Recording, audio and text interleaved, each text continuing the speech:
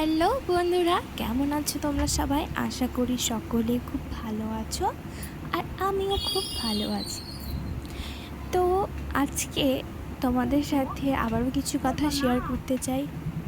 হ্যাঁ, রোজ দিন মেকআপ করার ভিডিও দেখো, আজকে না হয় মেকআপ রিমুভের ভিডিও দেখো, তো তাতে কী হয়েছে? নেটওয়ার্ক খারাপ। তো চলো, যেটা বলতে চাচ্ছি সেটা শুরু করা যাক। বিয়ের আগে যখন আমাকে শাড়ি পরতে হতো, শাড়ি পরার যখন প্রসঙ্গ আসতো, তখনই সোজাই বৌদির কাছে চলে যেতাম যে বৌদি শাড়িটা পরিয়ে দাও, আমাকে এখানে যেতে হবে। বৌদি একবারের জন্য কোনো দিন বলেনি যে আমি পারবো না, আমার সময় নেই, আমি ব্যস্ত আছি। প্রতিবারই বলেছে ঠিক আছে বস, আমি পরিয়ে দিচ্ছি। এখন তো আমার বিয়ে হয়ে গেছে, বিয়ের পরে এখন আমাকে নিজেকেই শাড়ি পরতে হয়। হ্যাঁ, আমি এখন শিখে গেছি শাড়ি পরা। জানি না কতটা ভালো করে পরতে পারি, কিন্তু শিখে গেছি। সময়ের সাথে সাথে মানুষ হয়তো এভাবেই শিখে যায় সব কিছু, আমি যেরকম শিখেছি। হ্যাঁ, এখন তো মিস করি, অনেক কিছু মিস করি। বন্ধু বান্ধবীদের খুব মিস করি, বাড়ির লোকজনদের খুব মিস করি,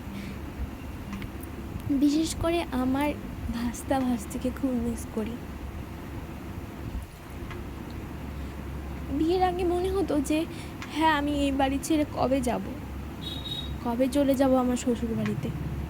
কিন্তু এখন শ্বশুর বাড়িতে থাকছি, এখন মনে হয় যে হ্যাঁ, কবে যাব, কবে আবার যেতে পারবো বাড়িতে, কবে আবার সবার সাথে দেখা হবে, এটাই চলতে থাকে মাথার মধ্যে।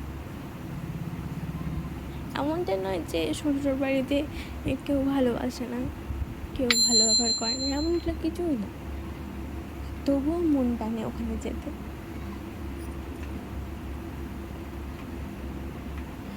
যাই হোক, একটা জিনিস খুব খারাপ লাগে আমার, যে বিয়ের আগে আমি যতদূর জানি যে আমার বাবা মা গল্প করেছে, আমি যতদূর জানি যে আমি ছোটোবেলায় খুবই শান্ত ছিলাম, বাবা মাকে অত বিরক্ত করিনি। কিন্তু জানি না, বড় হয়ে যখন আমার হাজব্যান্ডের সাথে রিলেশনে গেছি, যখন থেকে জানতে পেরেছে আমার ফ্যামিলি, তখন থেকে তাদের কাছে হয়তো আমি খুব বিরক্তকর হয়ে উঠেছিলাম, অনেক বিরক্তকর মানুষ হয়ে উঠেছিলাম, যে তাদেরকে আমি খুব জ্বালাচ্ছি, তারা প্রতিটা পদে পদে আমাকে বুঝিয়ে দিত। আমাকে প্রথমে বুঝতে চায়নি, প্রতিবার বলেছে না, ওর সাথে কথা বলা হবে না, ওর সাথে দেখা করা হবে না, কেন দেখা করি, কেন কথা বলি, কেন এতবার দেখা করি।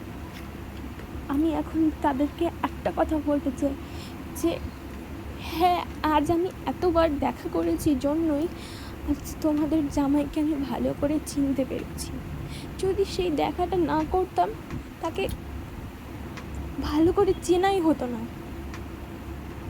হ্যাঁ ঠিক, অল্প সময়ের মধ্যে আমাদের বিয়েটা হয়েছে, কিন্তু তার জন্য সেই মানুষটাকে ভালোভাবে চেনা দরকার, আর আমি সেটা ভালোভাবে তাকে চিনে ফেলেছি। আর যেটুকু বাকি আছে আমি বিয়ের পরে ধীরে ধীরে চিনছি। আর এই দেখা করা নিয়ে যে পাড়া প্রতিবেশী আত্মীয় স্বজন যারা আমার মাকে উস্কিয়েছ, আমার ফ্যামিলিকে উস্কিয়েছে, তাদেরকে অনেক অনেক অসংখ্য ধন্যবাদ।